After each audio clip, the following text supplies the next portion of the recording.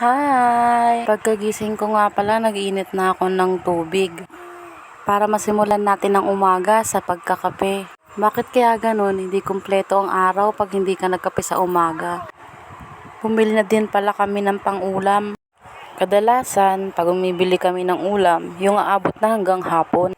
155 nga pala ang halaga ng baboy na to. At syempre, para makatipid, magtatabi tayo ng konti para sa kinabukasan.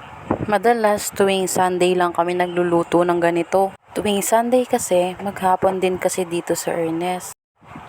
Siya din yung nagsuggest na ang lutuin namin ay kare-kare.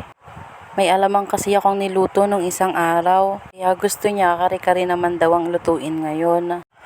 Hiniwa ko na pala dito yung mga baboy. O diba, gigil na gigil yarn.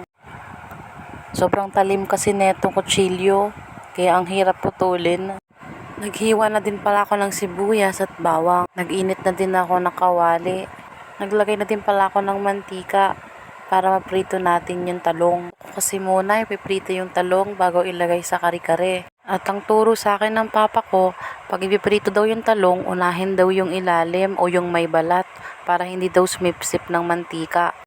Pagkatapos kong iprito yung talong, nagis na rin ako ng bawang at sibuyas at tinilagay ko na yung baboy. Ginisa ko muna yan bago ko lagyan ng sabaw. Habang ginigisa ko nga pala yung baboy, kuha ko ng mainit na tubig. Inunaw ko tong peanut butter. Baka kasi magbuo-buo pag sinalo ko na bigla dun sa sabaw.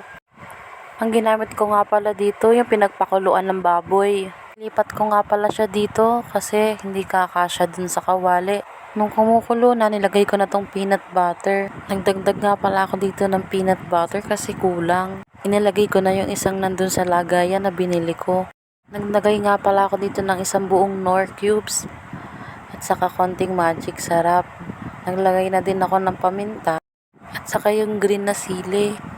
Nilagay ko na din pala yung atsuete para magmukha siyang kare-kare. Sinunod ko na din palang ilagay dito yung pechay. Ayan, kaigin na. Pwede na to. Let's eat! Hindi ko nga pala kanin yan. Kay Ernest yan. Baka sabihin takaw ko. Pala yung niluto natin. Yummy! Kain tayo.